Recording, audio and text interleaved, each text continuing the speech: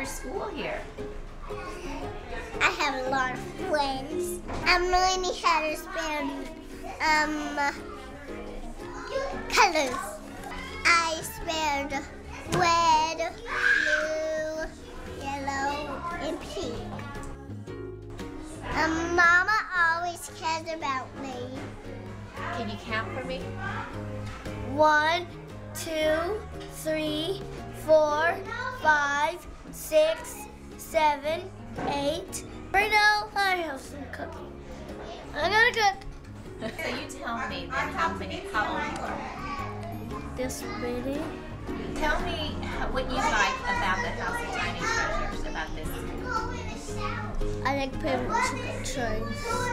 With the trains. What's your favorite story? Do you have one? I like dinosaur stories.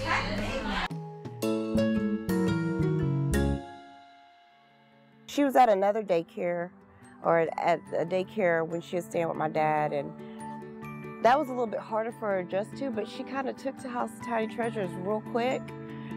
She likes coming here. She'd always be like, oh, the green bus, my green bus, and my school this and my school that. And she's really surprised me because all of a sudden she knows her colors, and she's telling me she counts. She comes home counting and singing the ABC song, and I'm like, you know, okay. I like that it's family oriented. It's like you're trusting your kids with family.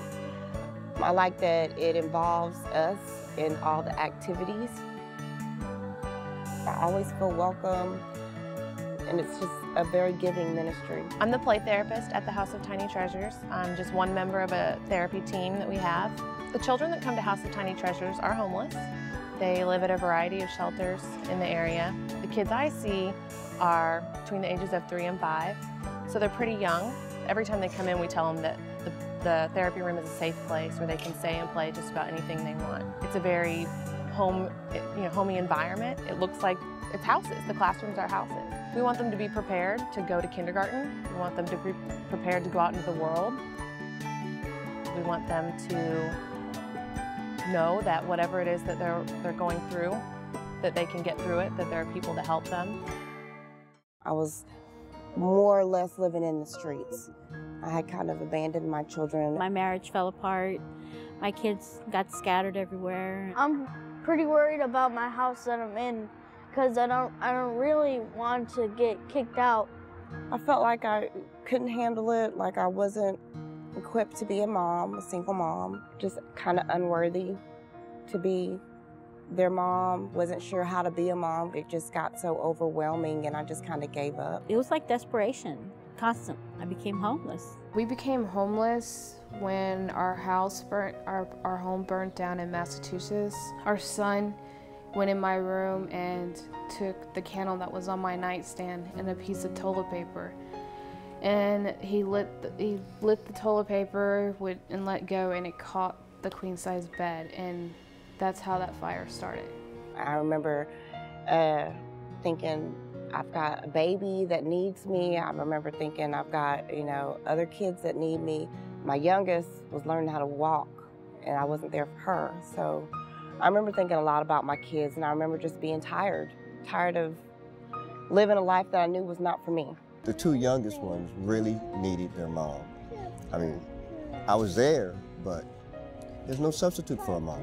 Your mom has to be there, especially for girls. I hope that she, realizes that she is loved and that she can love and that she can accomplish, just about anything. She just got to put a mind to it. My mother called the sheriff on me one time. I was fighting and arguing with her. The sheriff told her, he's like, if I take her to jail, nothing's going to happen. She's going to come out of jail and she's going to be the same person. They let me sleep in my truck instead of taking me to jail. And the next day, my mother told me, y'all have to find a new place to live. We started working with Search, and Search explained to us about the Rapid Reprogram and how it works. And it was a process, but it was worth everything. It seems like any little thing that any problem that I come upon, they have a way to help me solve it. It's not just a handout, but I have to put my work into it also, and they help me do that. Whenever I have a little bit of change or a little bit of leftovers of my money, I ask my mom, can we stop and I can give the rest of my money to that homeless person? Homelessness is a huge problem.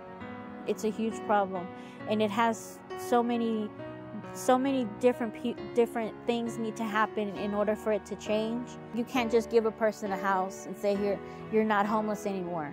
There's so many other entities that go into it. The homeless here in Houston need more psychiatric help, mental health help, and places to go during the day, you know, shelters at night, of course. I see that I'm so close to that still, you know, that it could happen to me at any time.